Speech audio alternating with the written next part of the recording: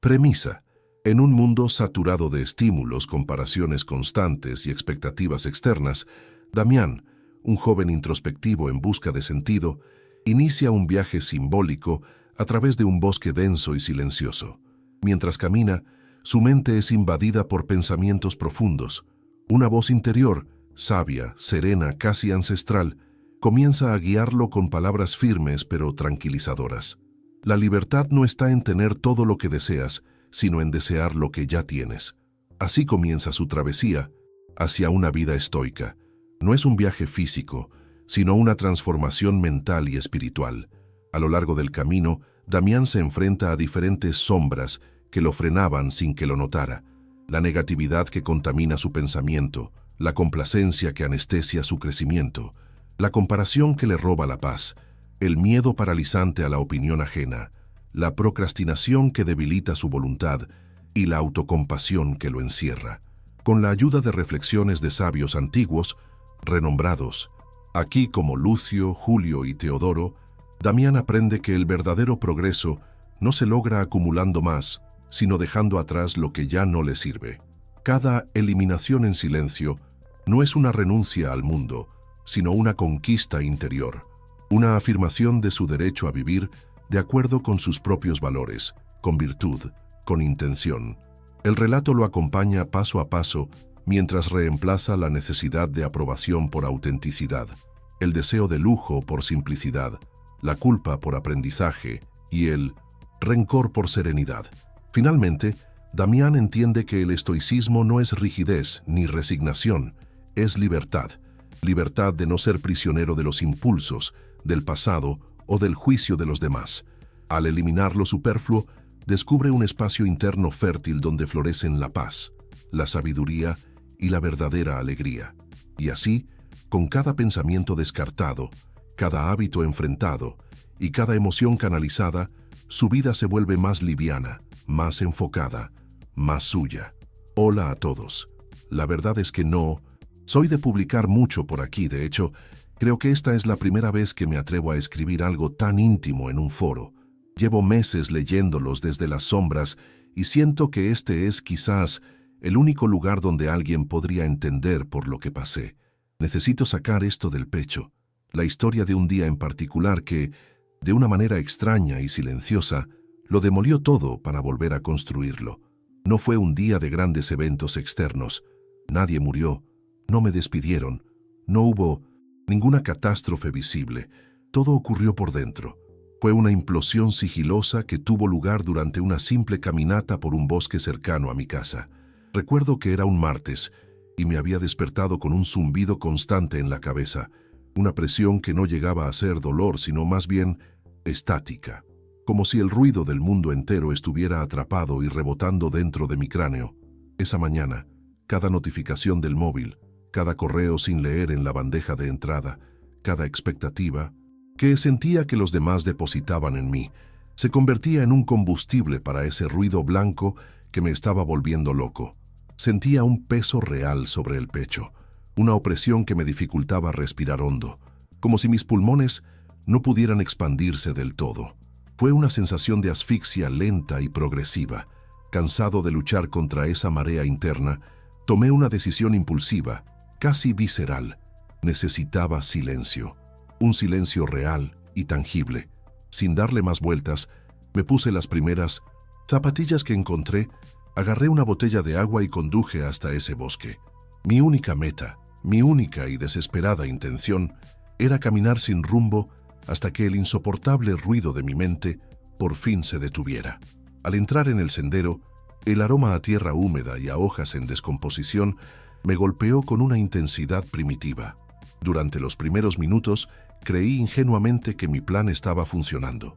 El sonido rítmico de mis propios pasos sobre la tierra compactada, el silbido del viento al filtrarse entre las altas copas de los árboles, todo parecía conjurarse para crear una barrera contra la estática que me atormentaba. Fue una tregua, un alivio momentáneo que me hizo creer que había encontrado la solución, pero era solo una ilusión, una farsa cruel. El silencio del exterior no hizo más que actuar como un amplificador para el caos que reinaba en mi interior. De repente, El ruido de mis pensamientos era más nítido, más violento, más ensordecedor que nunca. El remedio se había convertido en veneno. Fue en ese preciso instante de vulnerabilidad, cuando mi mano, con una voluntad propia que no respondía a mi control consciente, se deslizó hacia el bolsillo de mi pantalón. Era un acto reflejo, un tic nervioso perfeccionado por años de hábito. Saqué el móvil. Mi mente racional, una voz débil y lejana, me suplicaba que no lo hiciera, que lo guardara, que justo había ido allí para escapar de eso. Pero otra parte de mí, una mucho más poderosa, me susurró la justificación perfecta. Solo un vistazo rápido no es para tanto. Y caí en la trampa. Abrí Instagram. El algoritmo, con su precisión diabólica, no tardó ni un segundo en ponerme delante la imagen que actuaría como detonante de todo lo que vino después. Era una daga digital afilada y directa al corazón de mi inseguridad. La primera foto que vi era de un antiguo compañero de la facultad. La imagen era perfecta, casi insultante en su perfección. Estaba en el balcón de un apartamento impresionante, con vistas al mar, de esos que gritan éxito por cada rincón.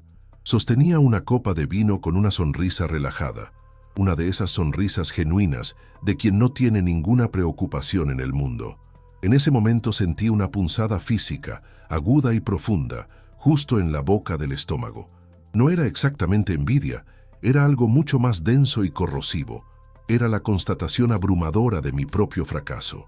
Mi vida, en ese instante, se sintió como un borrador arrugado y lleno de tachones, mientras que la suya parecía una obra de arte finalizada, pulcra y expuesta en una galería. El sabor amargo de la comparación me inundó la boca. Esa imagen, ese recorte fabricado de la vida de otra persona, fue suficiente para abrir las compuertas. Inmediatamente después del golpe inicial, una voz familiar y venenosa comenzó a susurrar en mi mente. No era una voz externa, era la mía, pero en su versión más cruel y cínica. Y claro, Damián, ¿qué esperabas?, decía con un sarcasmo hiriente. ¿Acaso pensaste que tu vida iba a ser diferente? Míralo a él. Él sí que hace las cosas bien. Él sí que tiene disciplina. Y tú sigues aquí, estancado en el mismo sitio de siempre, huyendo a un bosque como un niño asustado. Esta voz no gritaba, no necesitaba hacerlo. Su poder residía en su calma, en su certeza, en cómo cada palabra parecía una verdad irrefutable tallada en piedra, una sentencia que yo mismo había firmado hacía mucho tiempo. Era el eco de todas mis inseguridades, condensado en un fiscal implacable. Como si necesitara pruebas para su acusación, mi mente comenzó a proyectar una película de mis fracasos en la pantalla interna de mis párpados. La primera escena fue brutalmente clara: la sala de reuniones del trabajo, 2 semanas atrás. Reviví el momento exacto en que mi mente se quedó en blanco a mitad de una presentación importante. Sentí de nuevo el tacto resbaladizo del puntero del proyector en mi mano sudorosa, el silencio pesado de la sala, los ojos de mis colegas fijos en mí. Pude ver nítidamente la mandíbula de mi jefe tensándose, un microgesto casi imperceptible que para mí fue un grito de decepción. No fue pena lo que vi en su rostro, fue algo peor, la confirmación de que yo no estaba a la altura. Un simple momento de vacilación se transformó en mi memoria en una prueba definitiva de mi incompetencia. El recuerdo fue tan vívido que mi cuerpo reaccionó como si estuviera sucediendo de nuevo, allí mismo, en medio de la soledad del bosque. Una oleada de calor me subió desde el pecho hasta el rostro. Sentí como mis orejas empezaban a arder, una quemazón humillante que conocía demasiado bien. Era la sensación física de la vergüenza en su estado más puro. Me encogí instintivamente, como si al hacerme más pequeño, pudiera esconderme de los ojos imaginarios que me juzgaban. Aunque sabía que estaba completamente solo, me sentía expuesto, desnudo, como si cada árbol fuera un espectador silencioso de mi patético desmoronamiento. La vergüenza del pasado se había materializado en el presente, recordándome que no importaba a dónde huyera, no podía escapar de mí mismo, y la voz interna no se detuvo ahí. Aprovechando mi debilidad, continuó su ataque, conectando ese fallo aislado con un patrón de comportamiento que abarcaba toda mi vida. No es solo la presentación, y lo sabes, susurró. Es todo. Es el curso online que empezaste con tanta ilusión y abandonaste en la segunda lección.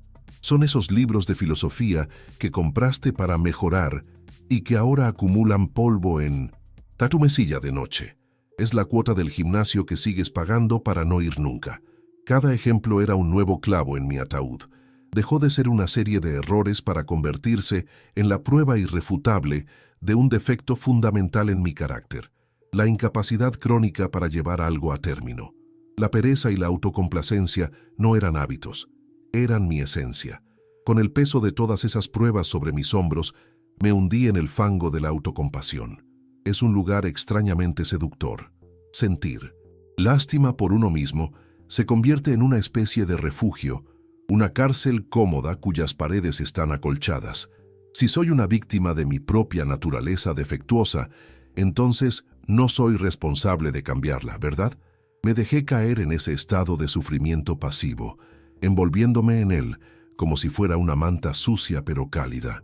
Era más fácil regodearme en mi miseria, culpar a mi falta de talento o de disciplina, que afrontar el terrorífico esfuerzo que supondría intentar cambiar y, posiblemente, volver a fallar. La autocompasión era el narcótico perfecto para anestesiar la voluntad, un veneno dulce que me mantenía prisionero y a salvo al mismo tiempo. Mientras seguía caminando con los pies arrastrándose por el sendero, mi mente se obsesionó con un nuevo tormento: el miedo paralizante a la opinión ajena. Empecé a imaginar, con una claridad aterradora, lo que mi familia pensaría si pudieran verme en ese momento, si supieran del caos que había en mi cabeza. Podía casi escuchar la voz de mi padre, un hombre práctico y directo, diciéndome con un tono de decepción: Damián, la vida no es tan complicada. Deja de darle tantas vueltas a todo y ponte a trabajar. Y luego imaginaba a mi madre, con su preocupación genuina que, sin embargo, yo sentía como una confirmación de mi fragilidad. Su mirada de lástima sería la prueba definitiva de que yo era un caso perdido, alguien que necesitaba ser cuidado, no un hombre adulto. El simple pensamiento de tener que volver a casa y ponerme la máscara de todo está bien me provocaba náuseas.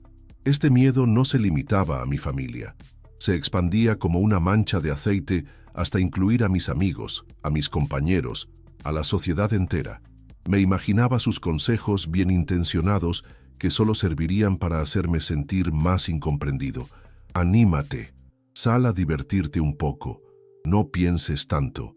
Frases vacías que no hacían más que resaltar el abismo que había entre mi realidad interna y lo que ellos podían ver. Fue entonces cuando me di cuenta de una verdad devastadora: gran parte de mi vida era una actuación, una elaborada puesta en escena para conseguir la aprobación de los demás, para ser el buen chico, el amigo tranquilo, el empleado competente, y al despojarme de esa necesidad de validación, allí en la soledad del bosque, descubrí que debajo de la máscara no había nada, solo un vacío aterrador. No sabía quién era Damián sin una audiencia que lo aplaudiera. Después del miedo y la autocompasión, llegó la ira. Brotó de repente, una llamarada caliente que me subió por la garganta y me quemó el pecho. Al principio, era una ira dirigida hacia afuera, un desahogo bienvenido. Sentí rabia hacia mi compañero de la facultad por su vida perfecta y su estúpida foto. Sentí rabia hacia mi jefe por su juicio implacable. Sentí rabia hacia la sociedad por vendernos unos estándares de felicidad imposibles de alcanzar que nos condenan a una frustración perpetua. Por un breve y glorioso instante, culpar al mundo me hizo sentir poderoso. Era una sensación embriagadora, la de ser una víctima justa de un sistema corrupto e injusto. Era más fácil ser el rebelde que se enfada con el mundo que el fracasado que se odia a sí mismo. Pero esa ira externa se consumió tan rápido como había aparecido. Las llamas se extinguieron y solo dejaron un residuo tóxico y amargo. Y entonces, la rabia, sin tener ya un objetivo externo, se giró sobre sí misma y me apuntó directamente a mí. La furia que sentí contra mí mismo fue 1000 veces más intensa.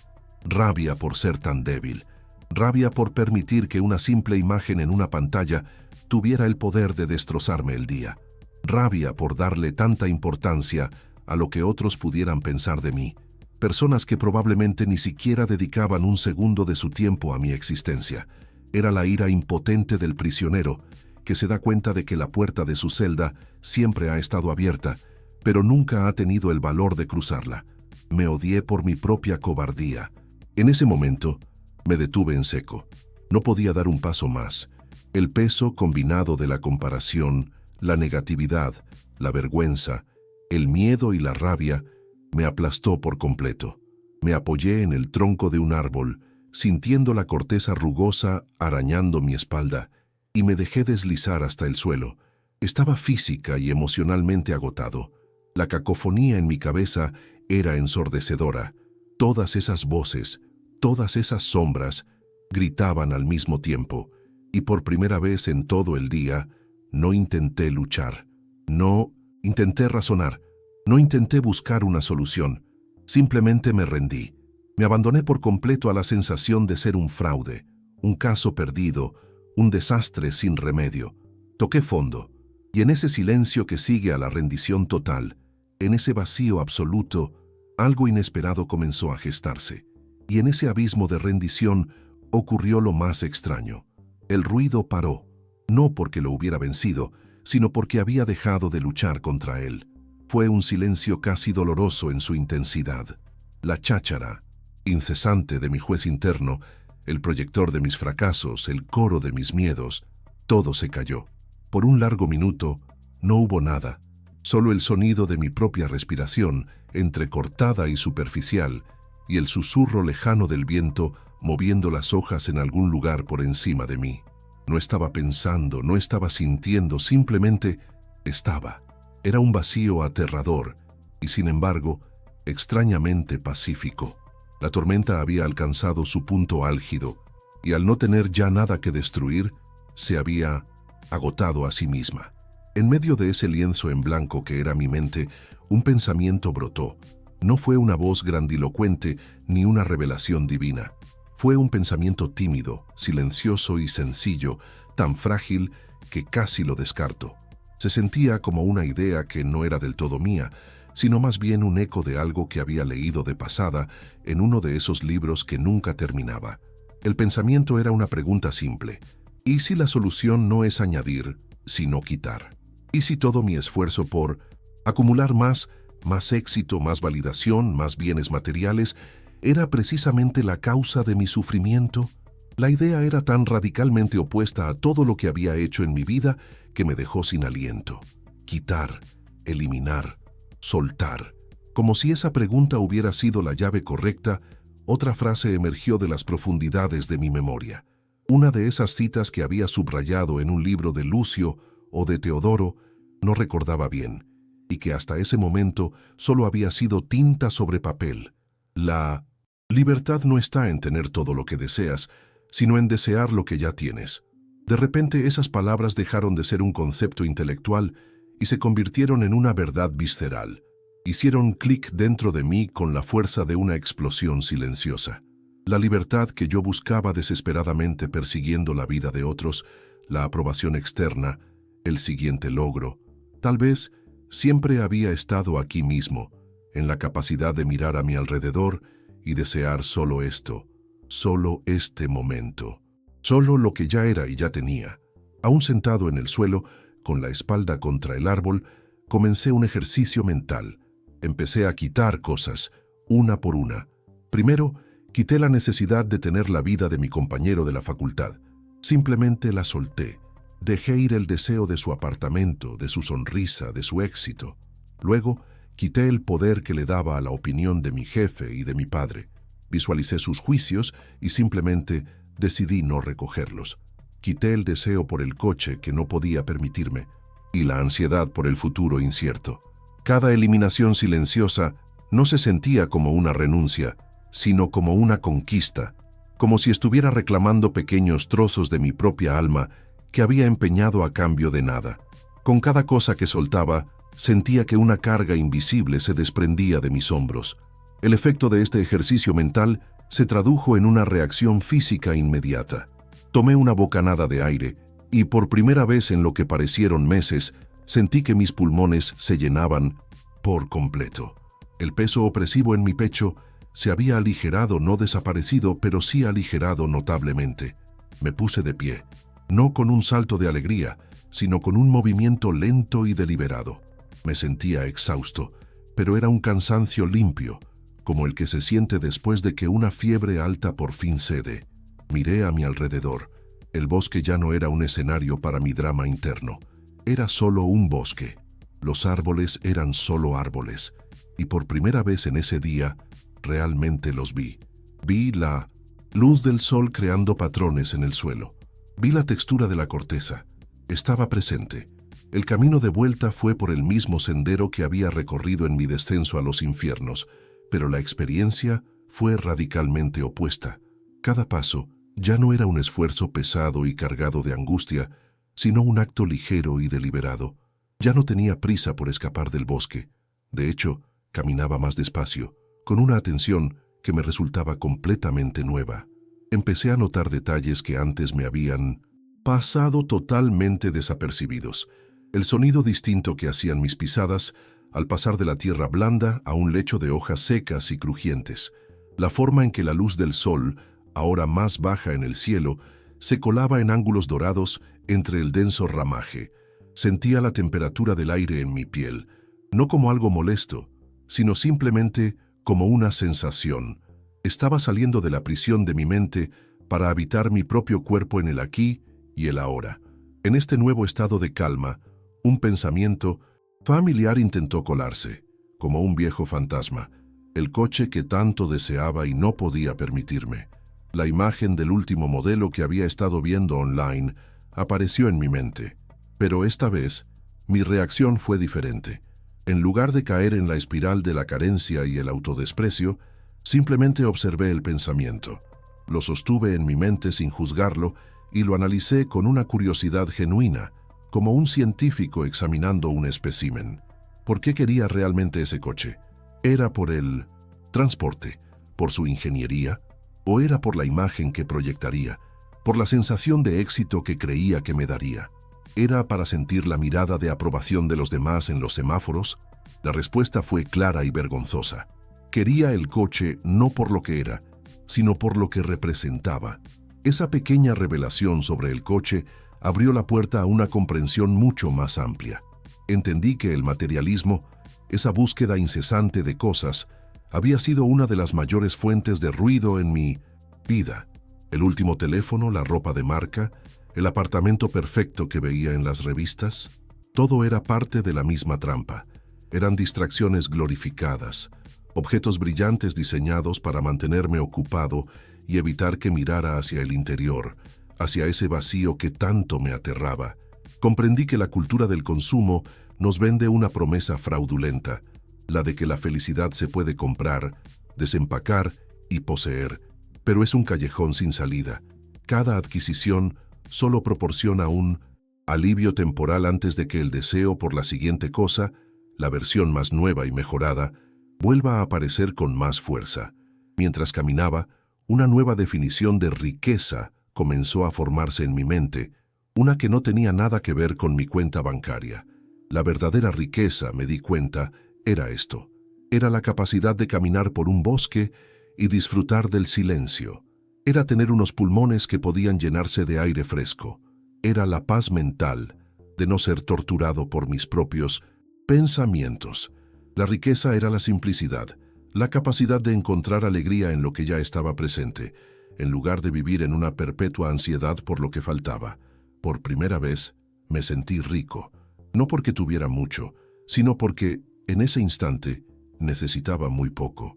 Era una sensación de abundancia que ningún objeto material me había proporcionado jamás. Finalmente, llegué al final del sendero. Ante mí se extendía la calle, los coches pasando, los edificios, el llamado mundo real. Este era el umbral simbólico que tanto había temido antes. Volver al origen de toda la presión y la estática. Sin embargo, al mirar la escena, ya no sentía el mismo pánico. No me había convertido en un monje iluminado, ni nada por el estilo. La ansiedad no había desaparecido por arte de magia, pero sentía que llevaba conmigo una especie de escudo invisible, o quizás un control de volumen interno. El mundo no había cambiado en absoluto en esas horas. Seguía siendo igual de ruidoso y exigente. Pero yo sí había cambiado, y eso al parecer podía marcar toda la diferencia. El trayecto de vuelta a casa en coche fue la primera prueba de fuego real para mi recién descubierta calma. Me senté en mi viejo coche, el mismo que horas antes era un símbolo de mi estancamiento y mis carencias. Arranqué el motor y por primera vez no sentí esa punzada de insatisfacción. Al incorporarme al tráfico de la tarde, me vi rodeado de la habitual impaciencia, bocinazos, caras de frustración, conductores pegados al teléfono. Normalmente esta situación me habría contagiado de estrés y ansiedad. Sin embargo, esta vez fui capaz de observarlo todo con una extraña distancia, como si estuviera viendo una película. No me sentí superior, simplemente no me sentí parte de ese frenesí. El enfado de los demás ya no era mi enfado. Durante el trayecto, noté que la voz en mi cabeza, mi antiguo torturador, había cambiado por completo de rol. Ya no era el fiscal cínico que se deleitaba en mis fallos. Ahora era una presencia serena, casi un guía. Cuando un coche se me cruzó de forma imprudente, mi primer impulso fue apretar el volante y maldecir. Pero inmediatamente, esa nueva voz intervino con una calma desarmante. Respira. Su prisa no es tuya. Déjalo ir. No era una orden, sino una sugerencia amable. Era como si la sabiduría de aquellos libros que apenas había empezado a leer, las ideas de Lucio, Julio y Teodoro, se hubiera integrado en mi conciencia, no como citas memorizadas, sino como un instinto práctico y funcional para navegar por la vida. Al llegar a mi edificio, la sensación de santuario fue abrumadora. Mi apartamento, que a menudo me parecía pequeño, soso y un recordatorio constante de lo que no había logrado, de repente se sintió como un refugio. El simple acto de meter la llave en la cerradura y girarla tuvo un peso simbólico. Al cerrar la puerta, el ruido del mundo exterior quedó amortiguado. Pero la verdadera diferencia era que el silencio dentro de mi casa ahora hacía juego con el silencio que empezaba a crecer dentro de mi cabeza. Ya no era el silencio opresivo de la soledad, sino el silencio reconfortante de la paz. Por primera vez en mucho tiempo, no volvía a casa para esconderme del mundo, sino para descansar genuinamente de él. Mis ojos se posaron casi de inmediato en la pequeña pila de libros que descansaba en mi mesilla de noche, cubierta por una fina capa de polvo. Eran los mismos libros de filosofía e historia que horas antes habían sido monumentos a mi procrastinación y a mi falta de voluntad. La reacción automática habría sido una punzada de culpa, otro recordatorio de mis fallos. Pero esa punzada no llegó. En su lugar, sentí una oleada de gratitud y una curiosidad genuina. Me acerqué a ellos no por un sentido del deber, no para forzarme a ser productivo, sino como quien se acerca a un amigo que le ha dado un buen consejo. Cogí uno de ellos, sentí su peso en mis manos, el tacto del papel. Quería entender, quería saber más. Sentado en el borde de mi cama, con el libro aún cerrado sobre mi regazo, repasé mentalmente la secuencia de acontecimientos del día, la estática de la mañana, la espiral en el bosque, el colapso, el silencio, la revelación. El cambio se sentía tan profundo, tan fundamental, que tuve la necesidad urgente de articularlo, de ponerlo en palabras para que no se desvaneciera como un sueño. Y fue entonces cuando surgió el impulso de compartirlo, no para presumir de una iluminación, ni para dar lecciones a nadie, sino para contarlo, para ordenarlo para mí mismo y quizás con una pequeña esperanza, para que alguien más que se sintiera atrapado en ese mismo laberinto de ruido pudiera leerlo y saber que no está solo. Fue en ese momento que abrí mi ordenador portátil y empecé a escribir esto. Mientras escribo esto, quiero dejar algo muy claro, sobre todo para mí mismo. Lo que ocurrió en el bosque no fue una cura milagrosa. No me he convertido en un ser iluminado inmune al sufrimiento. Las sombras no han sido desterradas para siempre a un rincón oscuro del universo. De hecho, mientras tecleo estas palabras, Puedo sentir el eco lejano de algunas de ellas. La diferencia fundamental, la que lo cambia todo, es que ya no me identifico con ellas. Antes, cuando el pensamiento de soy un fracaso aparecía, yo era ese pensamiento. Ahora, soy capaz de observarlo como si fuera una nube oscura pasando por el cielo de mi conciencia. La reconozco, sé su nombre, pero entiendo que no es el cielo entero. El objetivo, he comprendido, no es tener una mente perpetuamente en blanco y feliz, sino cambiar mi relación con el ruido inevitable. Pienso en la dicotomía entre la aprobación y la autenticidad, algo que me ha gobernado durante años. Recuerdo reuniones de trabajo en las que asentía y sonreía a ideas que me parecían terribles, solo para no generar conflicto, para ser el chico fácil. Recuerdo haber fingido interés en conversaciones y aficiones solo para encajar, para ser aceptado en un círculo. Cada uno de esos actos de autotraición dejaba un regusto amargo, una sensación de vacío. La aprobación que obtenía era como una caloría vacía. Me daba un subidón momentáneo, pero no me nutría en absoluto. La calma que siento ahora es diferente. No es la euforia de ser aplaudido, sino la sólida y silenciosa certeza de estar plantado sobre mis propios pies, aunque el suelo todavía sea un poco inestable. Prefiero esta paz solitaria a la más ruidosa de las ovaciones comprada a costa de mí mismo. Otra cadena que siento que ha empezado a oxidarse es la de la culpa. Mi pasado estaba lleno de fantasmas. Cada error, cada proyecto abandonado, cada promesa rota era una prueba en el tribunal de mi mente. Vivía arrastrando un pesado saco de culpas que no servía para nada, excepto para mantenerme anclado en el pasado y justificar mi inacción en el presente. Ahora empiezo a ver esos fracasos de otra manera. Ya no son sentencias sobre mi carácter, sino simplemente datos, puntos de información. La presentación fallida no demuestra que soy un incompetente, me enseña sobre mi ansiedad y la necesidad de prepararme mejor. El curso abandonado no demuestra que soy un perezoso, me enseña sobre mis verdaderas motivaciones. Mi pasado está dejando de ser un prontuario criminal para convertirse en una especie de manual de usuario de mí mismo. Incluso mi percepción sobre mi compañero de la foto de Instagram ha cambiado. La rabia y el resentimiento que sentí se han disuelto, dejando en su lugar una indiferencia serena. Me doy cuenta de que aferrarme a ese rencor era como beber veneno y esperar que el otro muriera. Su vida, sea real o una construcción para las redes sociales, no tiene absolutamente ninguna influencia sobre la mía, a menos que yo decida dársela.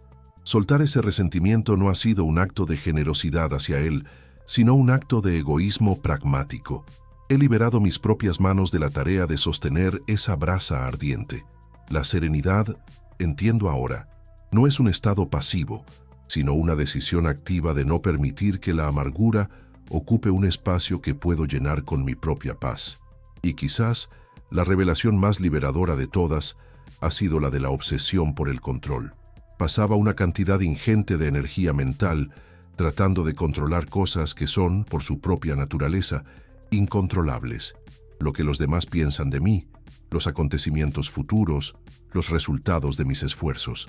Vivía en un estado de ansiedad perpetua porque el universo se negaba a seguir mi guión. El colapso en el bosque fue, en esencia, la rendición de ese general frustrado.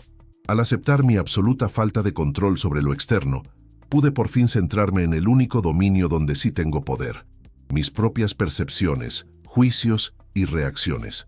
No es resignación, es estrategia. Es dejar de malgastar fuerzas en una guerra imposible de ganar para poder cultivar mi propio jardín interior. El vídeo promocional de esta filosofía de vida, si existiera, hablaría de que la vida se vuelve más liviana. Y es curioso porque es exactamente así como me siento. Pero esta ligereza no es una sensación etérea o abstracta. Es algo tangible. Se siente como si durante años hubiera estado caminando con un abrigo pesado y empapado de lluvia, sin ser consciente de que lo llevaba puesto, y en el bosque, finalmente, me lo hubiera quitado. Es la sensación de tener más espacio en mi propia mente. Antes, mis pensamientos eran como objetos pegajosos en una habitación abarrotada. Una vez que aparecían, Se quedaban ahí acumulando polvo y ocupando sitio. Ahora siento que puedo coger un pensamiento, examinarlo, y si no me sirve, simplemente dejarlo ir, viéndolo desaparecer sin que se quede adherido a nada. Mi relación con mis propias emociones también está en pleno proceso de reconstrucción. Tomemos la ira, por ejemplo. Durante años, la traté como un enemigo a suprimir o como un impulso al que ceder ciegamente. Lo que estoy empezando a entender, gracias a las reflexiones de esos sabios, es que la ira no es ni un enemigo ni un amo. Es una señal. Es como la luz de advertencia que se enciende en el salpicadero de un coche. No la destrozas con un martillo ni aceleras a fondo ignorándola. Te detienes y preguntas, ¿qué me está indicando esto? Ahora, cuando siento esa chispa de rabia, mi primer instinto ya no es explotar o reprimir, sino hacer una pausa y preguntar, ¿qué límite se ha cruzado? ¿Qué valor importante para mí ha sido amenazado? La emoción se convierte en información, no en un simple ruido. Lo mismo está ocurriendo con el miedo. El miedo fue el arquitecto de la prisión en la que viví durante tanto tiempo. Miedo al fracaso, miedo al juicio, miedo a no ser suficiente. Era una fuerza paralizante. Ahora estoy intentando verlo bajo una nueva luz. Empiezo a sospechar que el miedo puede ser una especie de brújula, que a menudo las cosas que más tememos son precisamente las que más necesitamos hacer para crecer.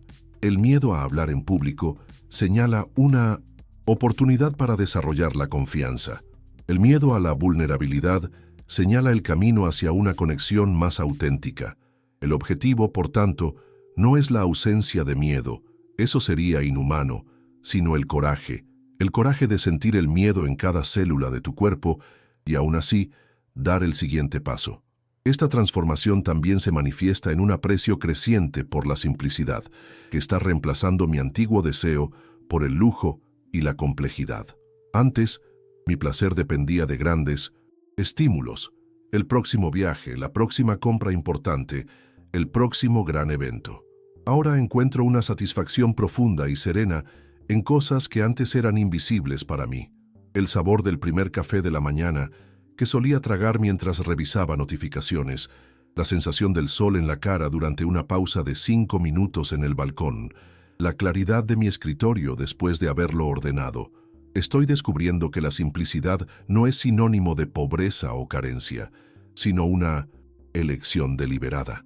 Es un acto de curaduría, elegir enfocarse en pocas experiencias de alta calidad en lugar de una gran cantidad de distracciones de baja calidad.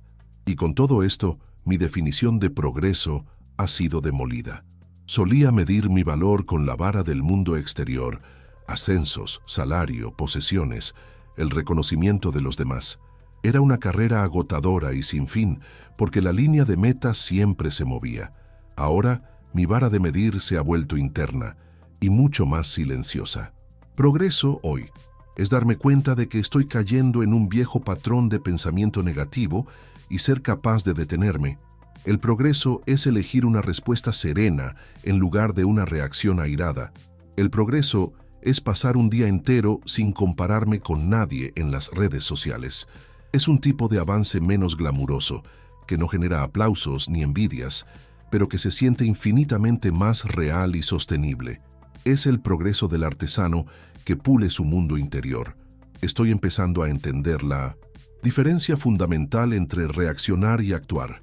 Antes, mi vida era una cadena interminable de reacciones. Reaccionaba al miedo, reaccionaba al deseo, reaccionaba a un correo electrónico urgente, reaccionaba a la mirada de un extraño. Ahora vislumbro la posibilidad de actuar con intención, de elegir mis acciones basándome en un conjunto de valores internos, en la virtud, independientemente del resultado inmediato. Por ejemplo, en lugar de callarme en una reunión por miedo al conflicto, podría elegir hablar con honestidad y respeto, porque la integridad es un valor que quiero cultivar. El foco cambia drásticamente. La pregunta deja de ser ¿qué gano con esto?, para convertirse en ¿quién elijo ser en este preciso momento? Es un cambio sutil, pero sísmico en mi sistema operativo. Mi relación con el pasado también está siendo renegociada. Pasé años y una cantidad obscena de energía mental siendo un arqueólogo de mis propios errores. Desenterraba viejos fracasos, los pulía, los analizaba, desde todos los ángulos, deseando con todas mis fuerzas poder volver atrás y cambiarlos. Era un ejercicio tan agotador como inútil. Ahora entiendo la idea de que el pasado es como una flecha que ya ha sido disparada. No puedo hacerla volver. Su única utilidad real es como fuente de lecciones para mis acciones en el presente. No se trata de olvidar o de negar lo que pasó, sino de dejar de luchar una batalla que terminó hace mucho tiempo. Se trata de soltar las pesadas cadenas del «y sí» y del «sí tan solo», que no son más que anclas que me impiden navegar en las aguas del ahora.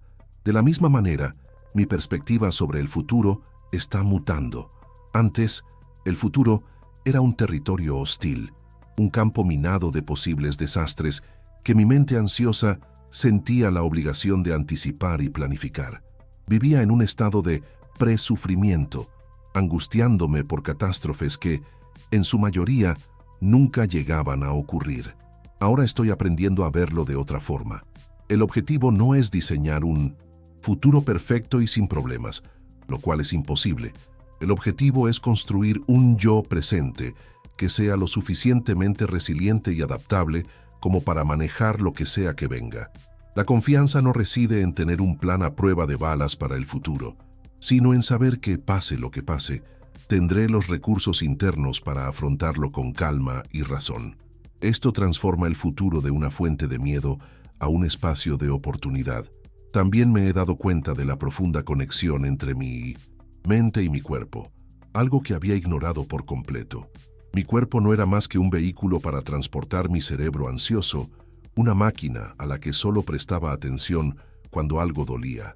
La experiencia en el bosque me enseñó que mi cuerpo es un sistema de alerta temprana increíblemente sofisticado. La opresión en el pecho era una señal directa de mi mente abrumada. La tensión en mis hombros era un barómetro de mi estrés. El suspiro de alivio fue la manifestación física de una liberación mental. Ahora estoy intentando escuchar.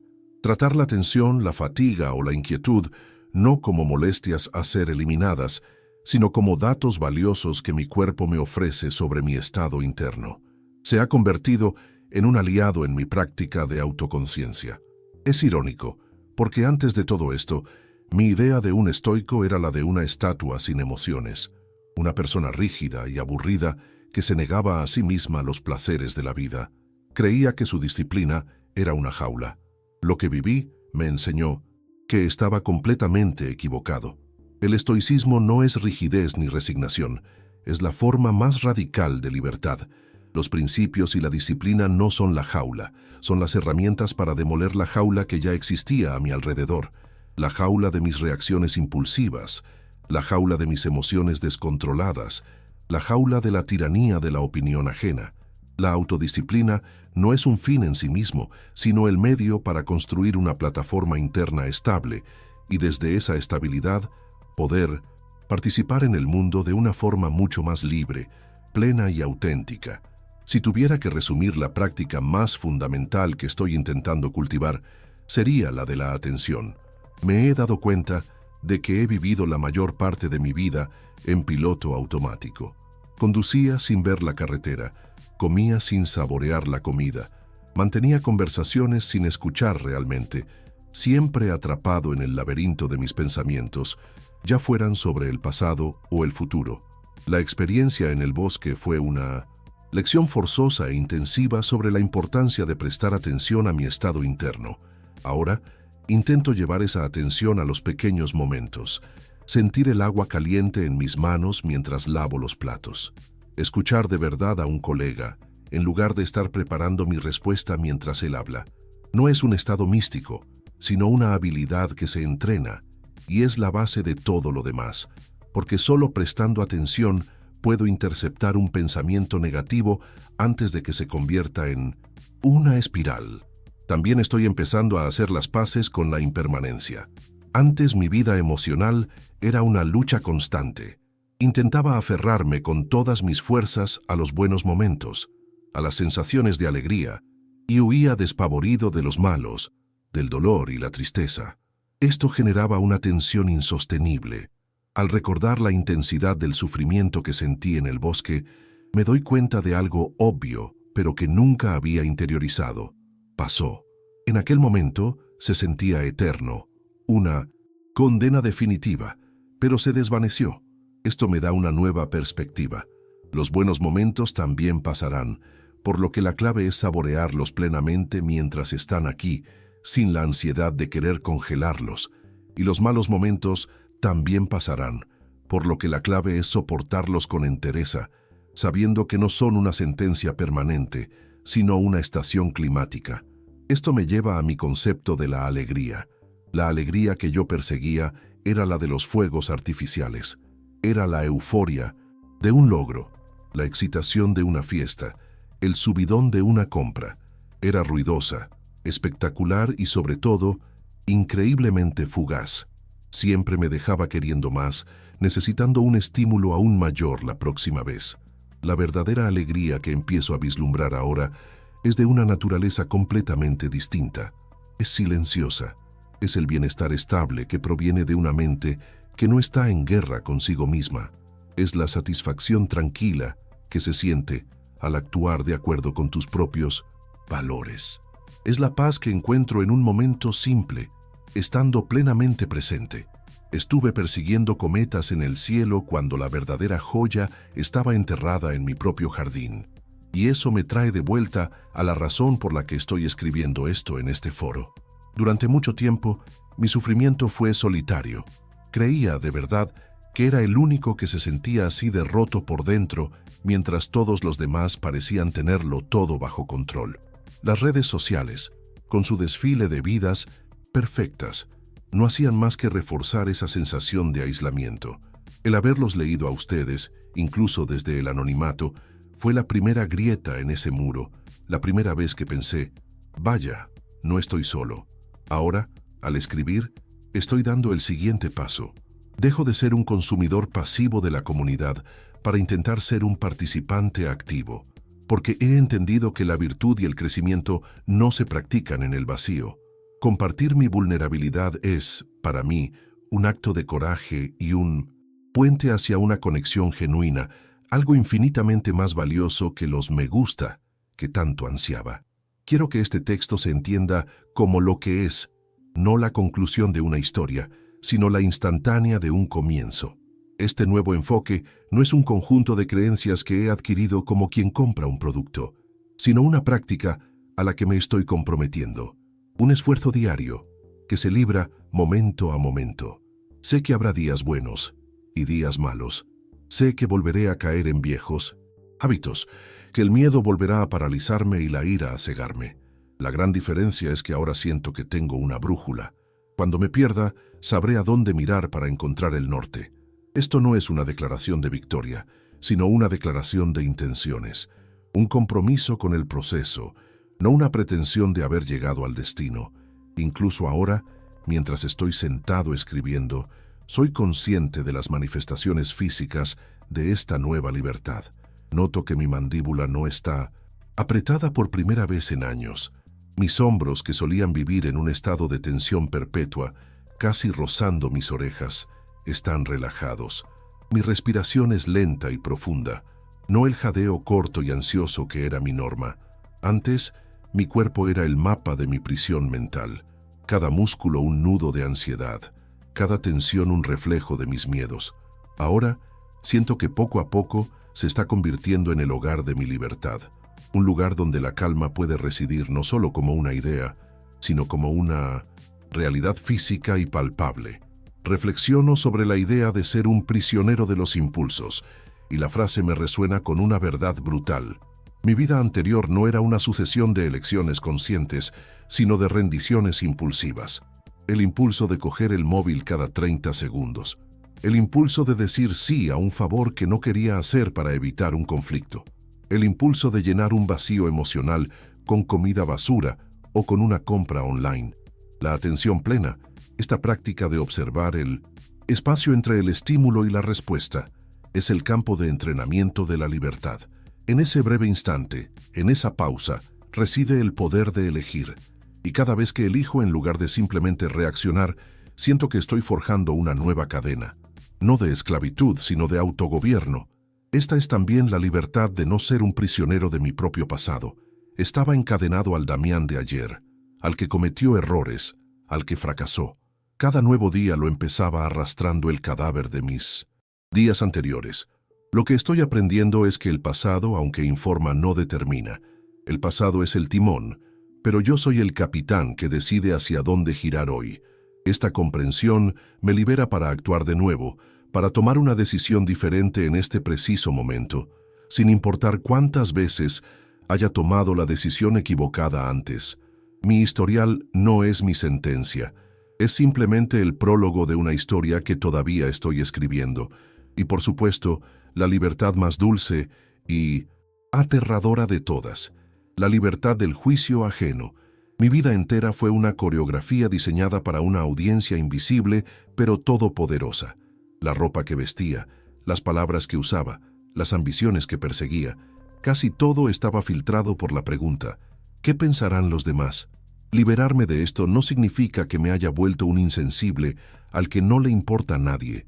Significa que estoy empezando a elegir cuidadosamente de quién valoro la opinión.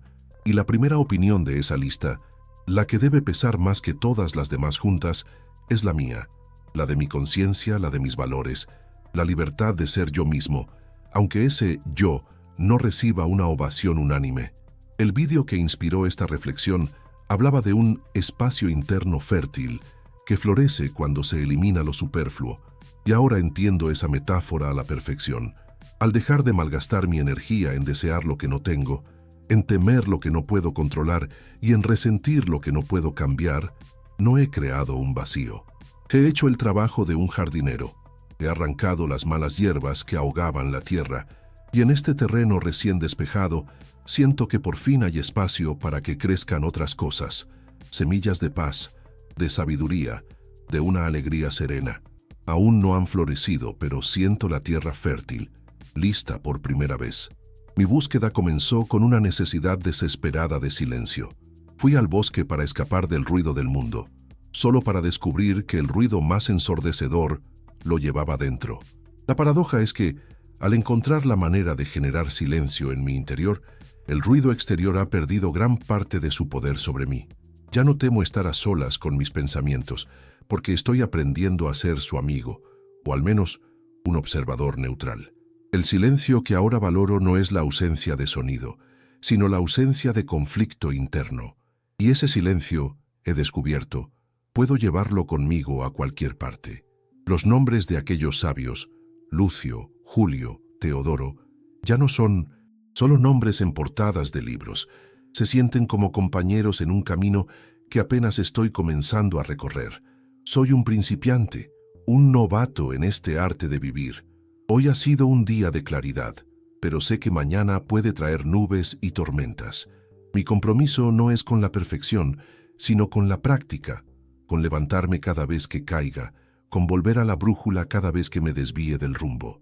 Este es el trabajo de toda una vida, y me siento, por primera vez, genuinamente entusiasmado por haberlo comenzado. No he escrito todo esto para presentarme como alguien que ha encontrado la respuesta. Sé que el camino de cada persona es único e intransferible. Mi única y humilde intención, al desnudar mi propia lucha de esta manera tan cruda, ha sido la de tender un puente.